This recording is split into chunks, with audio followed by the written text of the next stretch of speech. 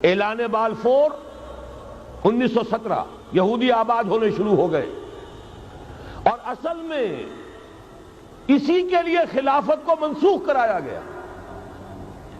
سلطان عبد الحمید، اگرچہ یہ ترکی خلافت جو ہے مرد بیمار کمزور، پھر بھی وہ مسلمانوں والا جذبہ اتنا تھا، انہیں بڑی سے بڑی رشوت پیش کی گئی تھی۔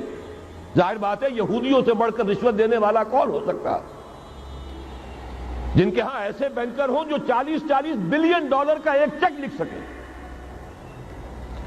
پھر یہ کہ ان پر سیاسی دباؤ بہت ڈالا گیا، انہوں نے جب تک خلافت عثمانیہ برقرار رہی یہودیوں کو فلسطین میں آباد ہونے کی اجازت نہیں دی، کہ جو معاہدہ کیا تھا حضرت عمر نے رضی اللہ تعالی عنہ، خلیفہ ثانی نے، خلیفہ راشد نے، ہم اس کے پابند ہیں اور ہم یہاں یہودیوں کو آباد ہونے کی اجازت نہیں دیں۔ لہذا انہوں نے اس خلافت ہی کا بستر طے کرایا، اس لیے کہ نہ رہے بانس نہ بجے بانسری، نہ مسلمانوں کی وحدت ملی کی کوئی علامت دنیا میں باقی رہے، اور نہ مسلمان کسی مسئلے پر جمع ہو کر کوئی موقف اختیار کر سکے۔ اعلان بالفور کے نتیجے میں آباد کاری شروع ہوئی۔ 1948 میں اسرائیل قائم ہو گیا، معجزہ ہو گیا۔ 1967 میں اس کی توسیع ہو گئی۔ اس میں ایک بات اور بھی عرض کر دوں، یہ سارا کس طور سے ہوا ہے کام؟ آپ نے زائنزم کا نام تو سنا ہے، صہیونی تحریک۔ خود اس کا جو بابا آدم تھا، آرڈر آف الومیناٹی، 1776 یکم مئی یہ نظام قائم کیا وائساپ نے، اور اس نظام کے تحت فری میسنری اور lodges of the great Orient قائم کیے گئے۔ یہ سارا ہتھ کنڈا وہ ابلیسی نظام، اس کی تفصیل ایک کینیڈین آتھر نے لکھی ہے کتاب میں، پاونز ان دی گیم۔ یہ سارا دھندا ایک شیطانی چکر ہے، ابلیسی چال ہے، اور اس کے ذریعے سے اسرائیل قائم ہوا اور اس کی توسیع بھی ہوئی 1967 میں۔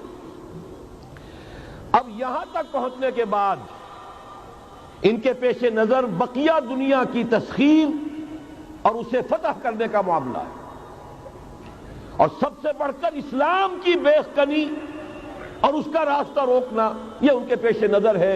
یریدون لیطفئوا نور اللہ بافواہہم۔ صورت اس وقت کیا ہے؟ یورپ اور امریکہ سے آپ مشرق کی طرف آئیے، پہلے عالم عرب ہے، عرب مسلم ورلڈ۔ مجھے یہ کہتے ہوئے سخت دکھ ہو رہا ہے، پورا عالم عرب وہ فتح کر چکے ہیں۔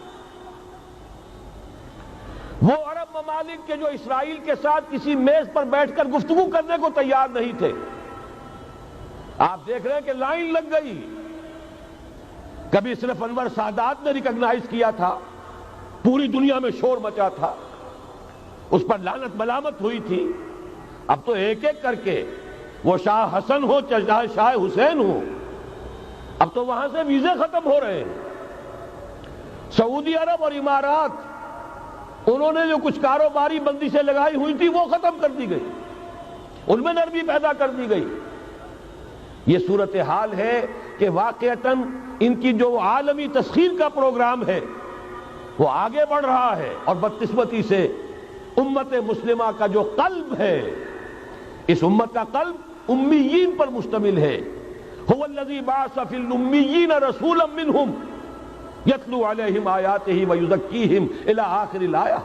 حضور بھی امی تھے، انہی میں سے تھے صلی اللہ علیہ وسلم، لیکن آج وہ قلب جو ہے عالم اسلام کا، وہ یہودیوں کے شکنجے میں کسا جا چکا ہے۔ اکثر وہاں کے جو حکمران ہیں امریکہ کے ایجنٹ ہیں، سٹوجز۔ یہ حالات جہاں تک عالم عرب کا تعلق ہے، تلخ حقائق ہیں جو بیان کر رہا ہوں، اس لیے کہ آپ کے سامنے رہنا چاہیے۔ یہ جو اقبال نے کہا کہ دنیا کو ہے پھر مار گئے روح و بدن پیش، ابلیس نے پھر اپنے درندوں کو ابھارا، اللہ کو پا مر دیے مومن پہ بھروسہ، ابلیس کو یورپ کی مشینوں کا سہارا۔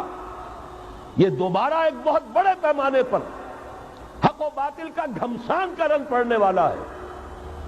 ملاحم کی جو حضور صلی اللہ علیہ وسلم نے پیشین گوئیاں فرمائی، الملحمۃ العظمیٰ، تاریخ انسانی کی عظیم ترین جنگ جو ابھی آنے والی ہے، اس کو سمجھ لیجئے اچھی طریقے سے کہ اس میں جو قوتیں ایک دوسرے کے مقابل آ رہی ہیں وہ کون سی ہے۔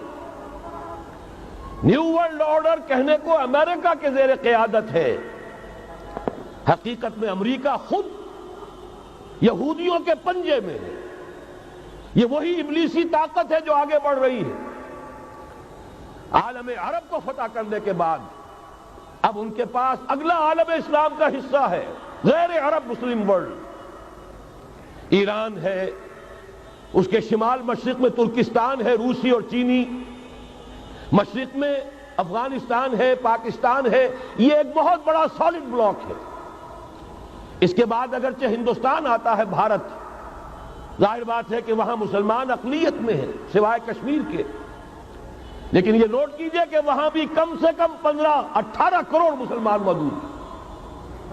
آج بھی دنیا کا سب سے بڑا ملک جس میں مسلمانوں کی تعداد اور جن کی نفری سب سے بڑھ کر ہے وہ بھارت ہے۔ اس کے بعد پھر انڈونیشیا، ملائیشیا ہے، اس سے آگے ہے پھر فار ایسٹ، ابھی انہیں فتح کرنا ہے۔ نیو ورلڈ آرڈر کا یوں سمجھیے کہ ابھی یہ ہارڈ نٹ ٹو کریک، ابھی ایک لوہے کا چنا ہے، چائنا کی شکل میں موجود۔ اور مجھے یاد آ رہا ہے ڈی گال کے الفاظ بہت سے لوگوں نے سنے ہوں گے، اس نے کہا تھا کہ ہم نے خام خواہ روس کو اپنا دشمن بنا لیا ہے، وہ تو ہمارا بھائی ہے، وائٹ ریسس، وہ تو بنیادی طور پر یورپین قوم ہے۔ Beware of the yellow masses of the east, تمہیں گھبرانا چاہیے، تمہیں خبر لینی چاہیے۔ وہ مشرق بعید کے جو زرد رو لوگ ہیں، China, Indo China, Japan, yellow races, ابھی اس نیو ورلڈ آرڈر کے لیے جو فتح عالم اور تسخیر عالم کا پروگرام ہے، اس میں پہلے غیر عرب مسلمان دنیا اور پھر یہ فار ایسٹ کا خاص طور پر یلو ماسز، یہ ہے کہ جنہیں ابھی انہیں ٹیکل کرنا ہے۔ اور اسی لیے میں عرض کرنا چاہتا ہوں، حقائق ہمارے سامنے رہنا چاہیے۔